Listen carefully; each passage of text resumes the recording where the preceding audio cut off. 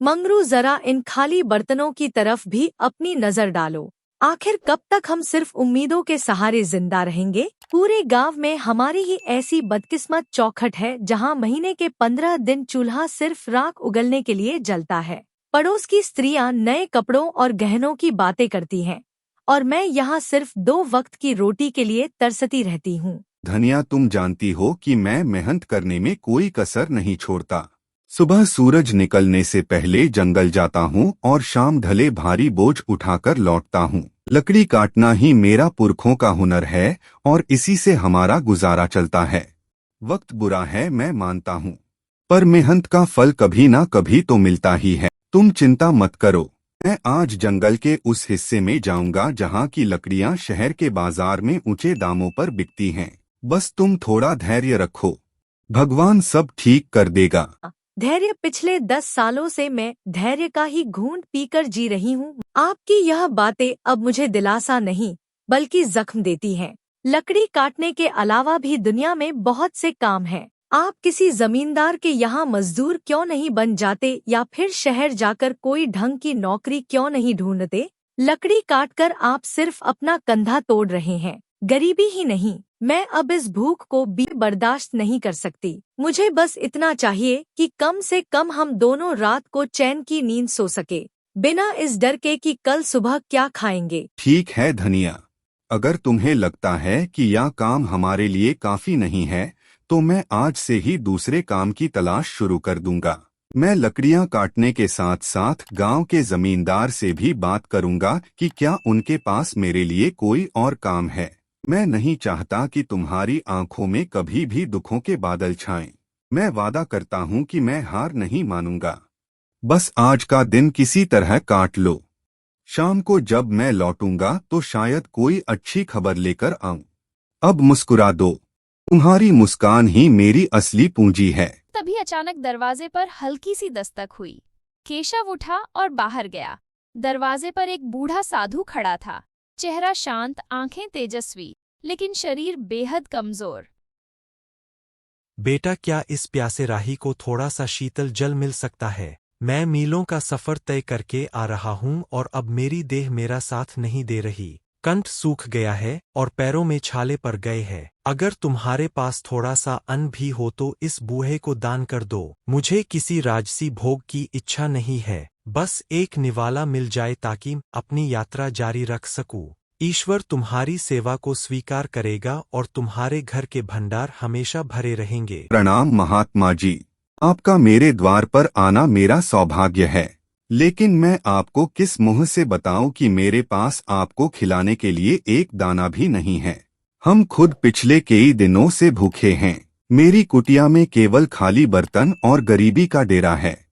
लेकिन हाँ, मैं आपको प्यासा नहीं जाने दूंगा। मैं अभी अंदर से ठंडा जल लेकर आता हूँ।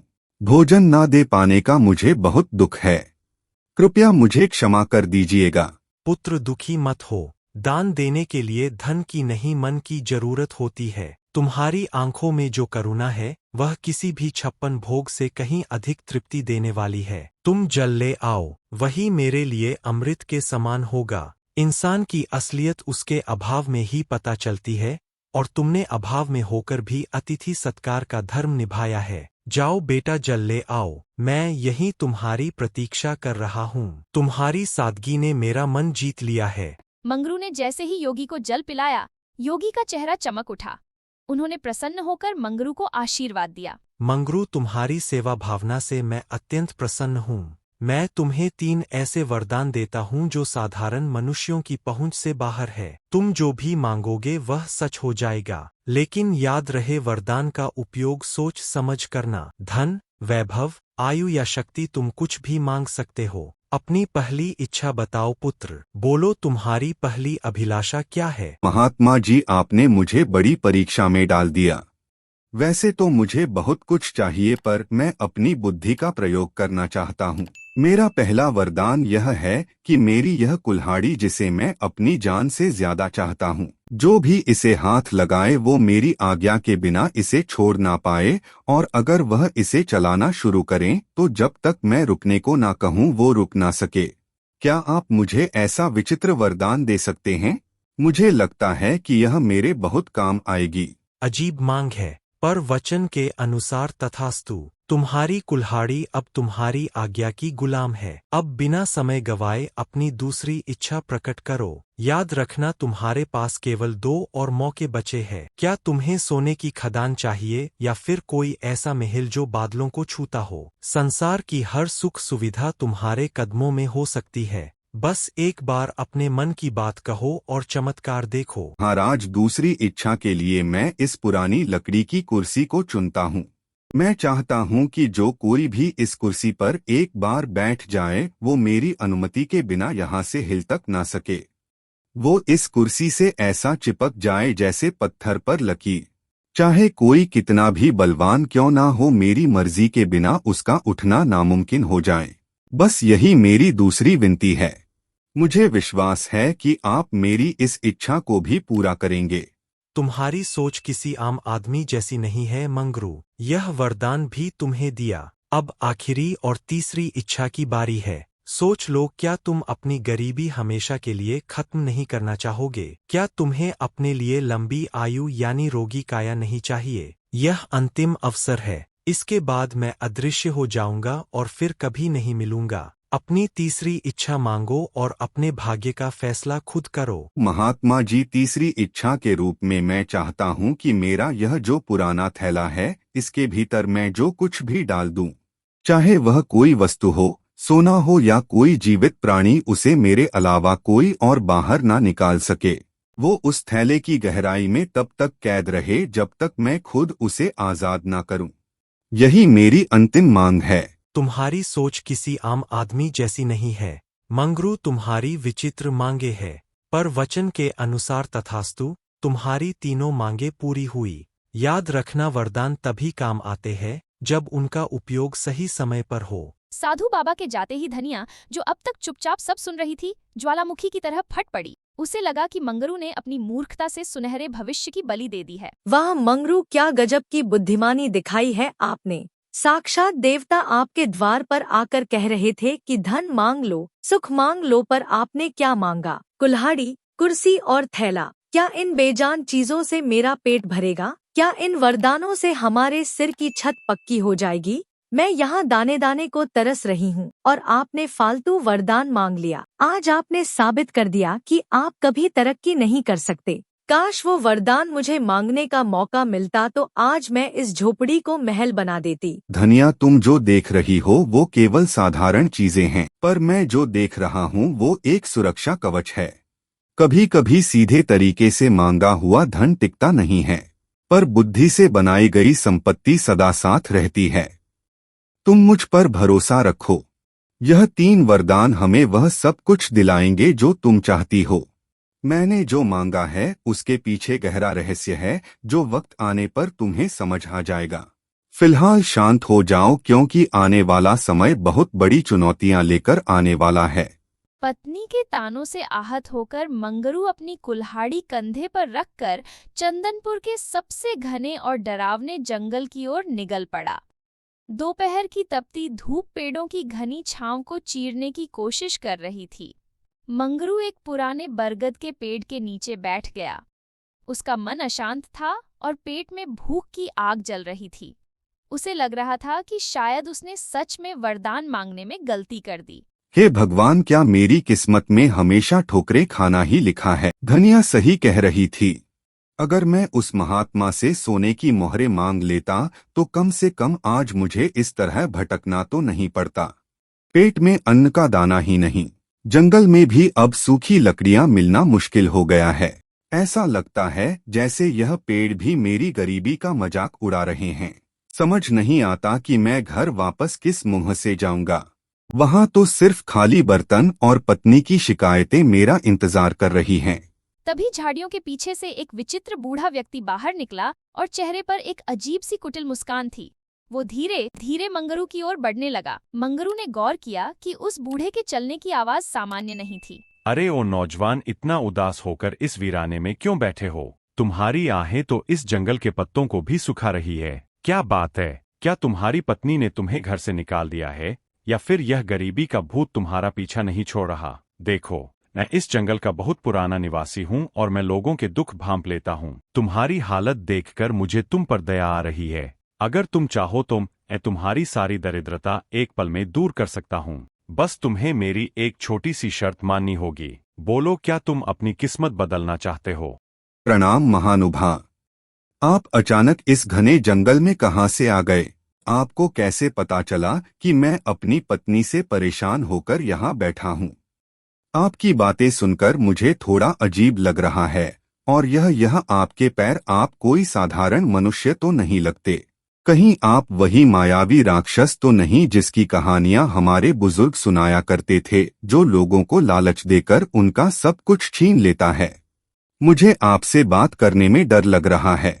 फिर भी मेरी जिज्ञासा शांत कीजिए कि आप आखिर हैं कौन और मुझसे क्या चाहते हैं? तुम तो बहुत चतुर निकले लकड़हारे। हाँ, तुमने सही पहचाना। मैं मायावी साम्राज्य का स्वामी हूँ। पर डरो मत, मैं तुम्हें चोट पहुँचाने नहीं बल्कि तुम्हारी झोली भरने आया हूँ। देखो, मेरे पास सोने की मोहरों से भरी यह 3 थैलियां हैं। इन्हें ले जाओ और अपनी पत्नी के हर सपने को पूरा करो। अच्छा खाना खाओ, अच्छा पहनो और झोपड़ी की जगह महल बना लो। बदले में मुझे बस इतना चाहिए कि आज से ठीक 1 साल बाद तुम्हें मेरे साथ मेरे लोक में चलना होगा और मेरी गुलामी करनी होगी। 1 साल की पूरी आजादी और बेहिसाब दौलत। सोच लो, सौदा बुरा नहीं है। मंगरू समझ गया था कि यह शैतानी राक्षस उसे अपनी जाल में फंसाना चाहता है, लेकिन घर की गरीबी और धनिया के तानों को याद कर उसका मन डोल गया। उसने सोचा कि क्यों ना अभी यह धन ले लिया जाए और बाद में उन वरदानों का इस्तेमाल करके इस राक्षस से निपटा जाए। मालिक, आपकी बात तो सच है। इस तरह रोज रोज भूखे मरने से तो अच्छा है कि 1 साल तक राजाओं जैसी जिंदगी जी ली जाए। मेरी पत्नी को हमेशा मुझसे शिकायत रहती है कि मैं उसके लिए कुछ नहीं कर पाता। कम से कम इन मोहरों से उसे 1 साल की खुशियां तो मिल पाएंगी। पर मुझे डर है कि 1 साल बाद जब आप मुझे लेने आएंगे तो मेरी पत्नी और बच्चों का क्या होगा? खैर, जो होगा सो देखा जाएगा। मैं आपके सौदे के लिए तैयार हूँ। मुझे वह सोने की थैलियां दे दीजिए ताकि मैं अपनी बदहाली को दूर कर सकूं और 1 साल बाद मैं आपके साथ चलने का वादा करता हूँ। बहुत खूब, मुझे तुम्हारी बुद्धिमानी पसंद आई। यह लो सोने की 3 थैलियां। इनमें इतनी दौलत है कि तुम 7 जन्मों तक बैठकर खा सकते हो। जाओ और अपनी जिंदगी के हर पल का आनंद लो। ऐश करो, दान पुण्य करो या जो जी में आए वह करो। लेकिन याद रखना लकड़हारे, मैं ठीक 1 साल बाद तुम्हें लेने आऊंगा। अगर तुमने भागने की कोशिश की तो मेरा प्रकोप पूरे गांव को भस्म कर देगा। अब जाओ और अपनी पत्नी को यह खुशियां दे दो। हमारी मुलाकात अब 1 साल बाद होगी। तब तक के लिए विदा। मंगरू भारी मन और भारी थैलियों के साथ घर लौटा। उसने रास्ते से ढेर सारी मिठाइयाँ, फल और नए कपड़े खरीदे। धनिया, ओ धनिया, देखो मैं तुम्हारे लिए क्या लाया हूँ। अब तुम्हें कभी भूखा नहीं सोना पड़ेगा और ना ही उन फटे हुए कपड़ों में रहना होगा। देखो, मैं बाजार से तुम्हारे लिए रेशमी वस्त्र और सबसे बढ़िया पकवान लाया हूँ। और यह देखो, सोने की मोहरों से भरी थैलियाँ। अब हम इस पुरानी कुटिया को तोड़कर एक आलीशान मकान बनाएंगे। पूरे चंदनपुर में हमारे जैसा अमीर कोई नहीं होगा। अब मुस्कुराओ और अपनी इस नाराजगी को छोड़ दो, क्योंकि तुम्हारे पति ने तुम्हारी सारी इच्छाएं पूरी करने का रास्ता ढूंढ लिया है। अरे यह सब क्या है मंगरू? सुबह तो आपके पास एक कौड़ी नहीं थी और अभी दोपहर ढलते ही आप सोने की थैलियां लेकर आ गए। क्या आपने कहीं चोरी की है या किसी का खून किया है? इतने सारे पैसे आपको भला कौन दे सकता है? और यह मिठाइयाँ, यह कपड़े, मेरा तो सिर चकरा। मुझे सच सच बताइए कि यह धन कहाँ से आए? कहीं ऐसा ना हो कि इन सुखों के बदले हमें कोई बहुत बड़ी कीमत चुकानी पड़े। मुझे आपकी आंखों में वह खुशी नहीं दिख रही जो इतनी दौलत मिलने पर होनी चाहिए। आप कुछ छुपा रहे हैं ना? धनिया, तुम बहुत सवाल पूछती हो। मैंने कोई चोरी नहीं की है। मुझे जंगल में एक बहुत बड़ा काम मिला है जिसके लिए मालिक ने मुझे यह पेशगी धन दी है। उन्होंने कहा है कि मैं 1 साल तक आराम करूं और फिर उनके काम पर लौटूं। बस तुम इतना समझ लो कि अब हमारे अच्छे दिन आ गए हैं। आने वाले 1 साल में हम वह सब करेंगे जो हमने कभी सोचा भी नहीं था। जो भविष्य में होगा उसकी चिंता आज क्यों करना? अभी तो बस इस भोजन का आनंद लो और अपनी खुशियां मनाओ। बाकी सब मुझ पर छोड़ दो। धनिया खुश तो थी, पर उसके मन के किसी कोने में एक अनजाना डर बैठ गया था। समय अपनी गति से चलता रहा।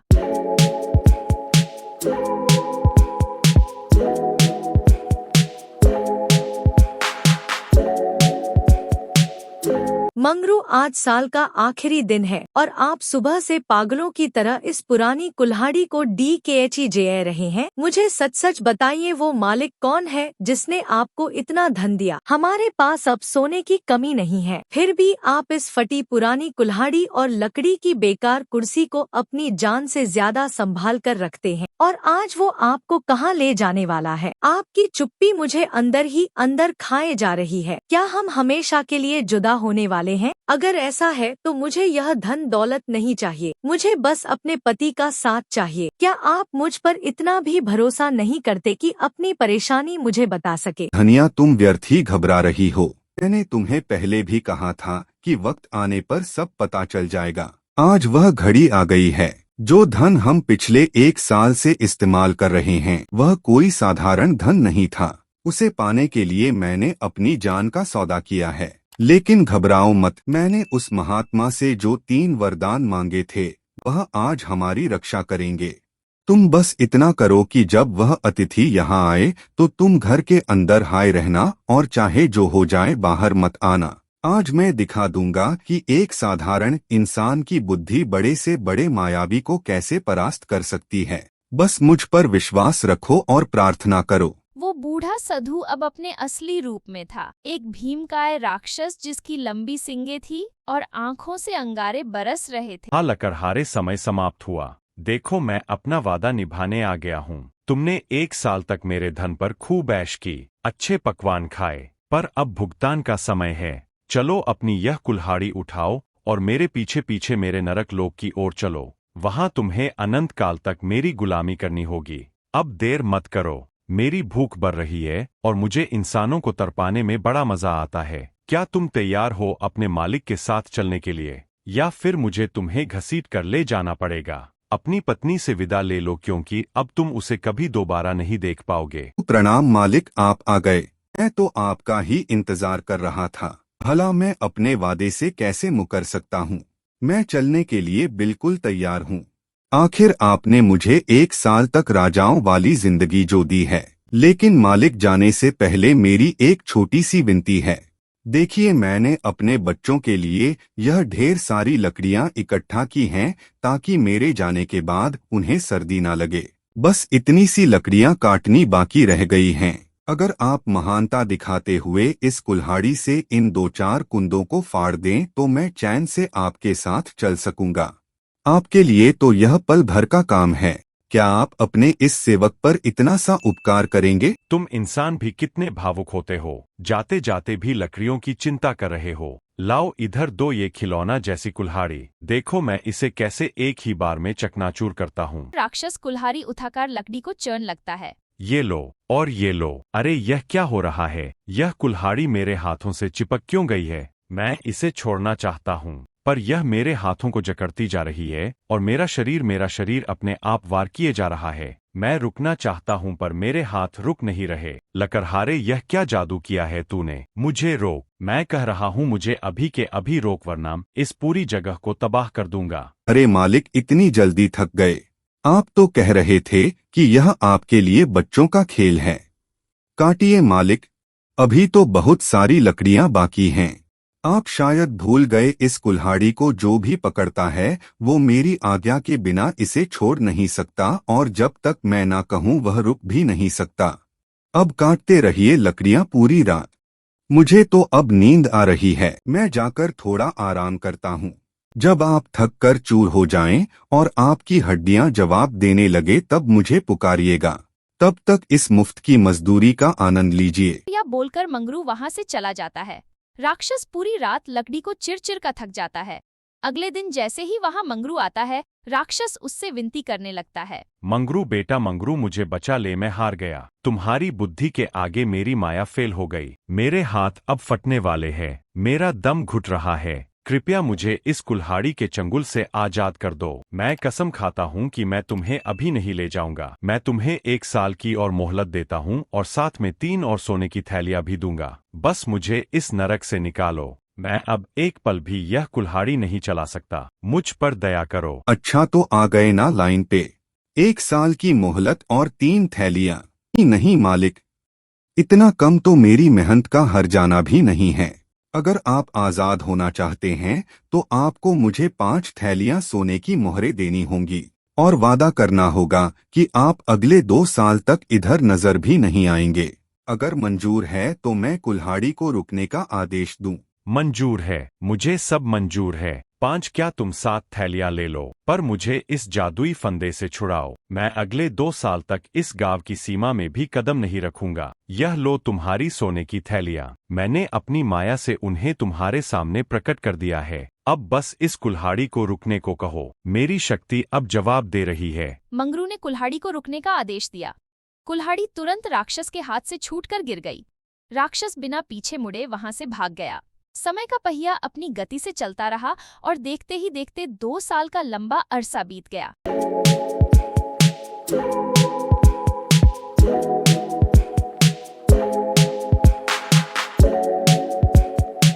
मंगरू आज 2 साल पूरे होने को है। पिछली बार आपने उस राक्षस को अपनी जादुई कुल्हाड़ी से धूल चटा दी थी, लेकिन मुझे डर है कि वह इस बार और भी ज्यादा तैयारी के साथ आएगा। क्या आपको नहीं लगता कि हमें यह गांव छोड़कर कहीं दूर चले जाना चाहिए? यह ऐशो आराम सब बेकार है अगर आप सुरक्षित नहीं हैं। मेरी रातों की नींद उड़ गई है। हर आहट पर मुझे वही भयानक चेहरा याद आता है। हनिया, तुम व्यर्थ ही अपने मन को अशांत कर रही हो। भय शत्रु की सबसे बड़ी शक्ति होती है और मैं उसे यह शक्ति नहीं देना चाहता। मैंने उन महात्मा से जो वरदान मांगे थे वह केवल खिलौने नहीं थे बल्कि आत्मरक्षा के अचूक अस्त्र थे। आज की शाम हमारे लिए एक नई परीक्षा है और मैं इसके लिए पूरी तरह तैयार हूँ। ओ लकड़हारे, बाहर निकल। आज 2 साल पूरे हो गए हैं और तेरा काल द्वार पर खड़ा है। तूने पिछली बार मुझे अपनी उस घटिया कुल्हाड़ी से बेवकूफ बनाया था, लेकिन याद रखना कि एक ही चाल 2 बार काम नहीं आती। इस बार मैं ना तो तेरी किसी चीज को हाथ लगाऊंगा और ना ही तेरी बातों में आऊंगा।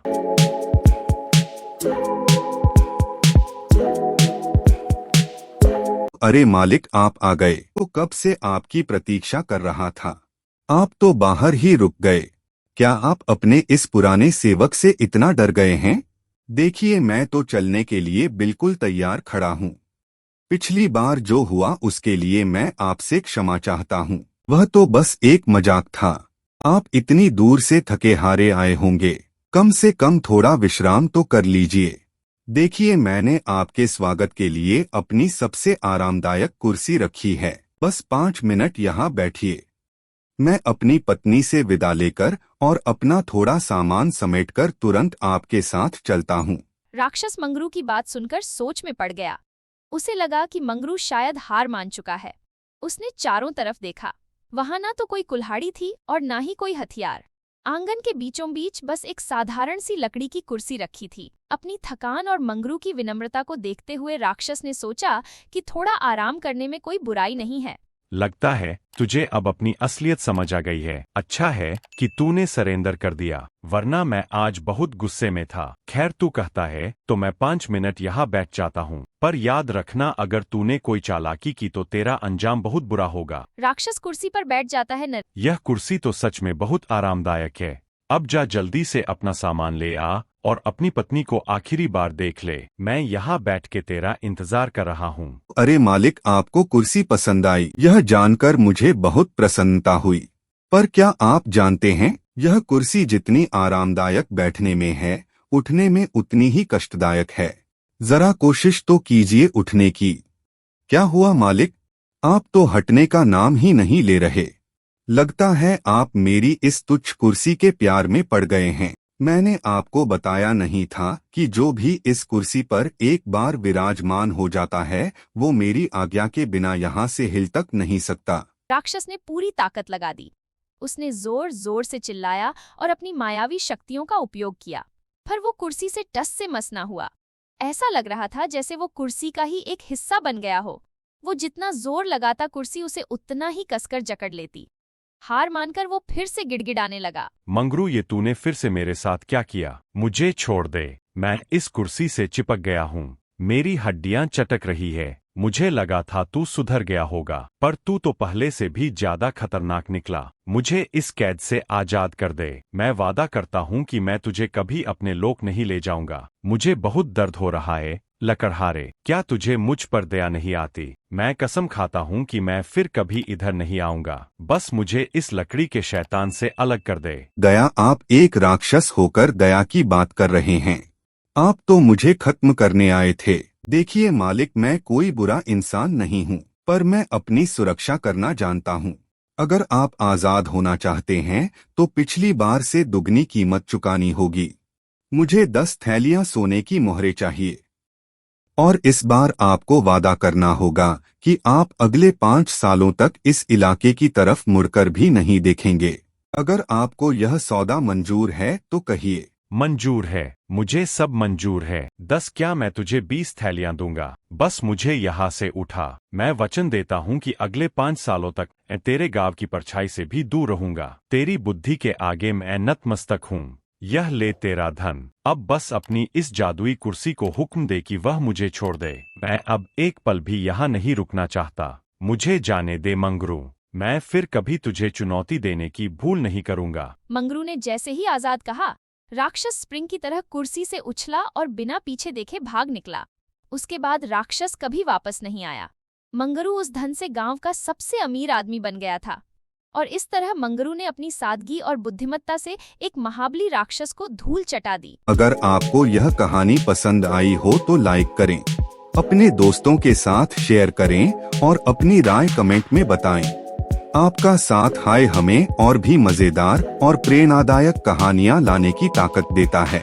तो सब्सक्राइब करके हमें और ज्यादा मेहनत करने का हौसला दें। Thanks for watching.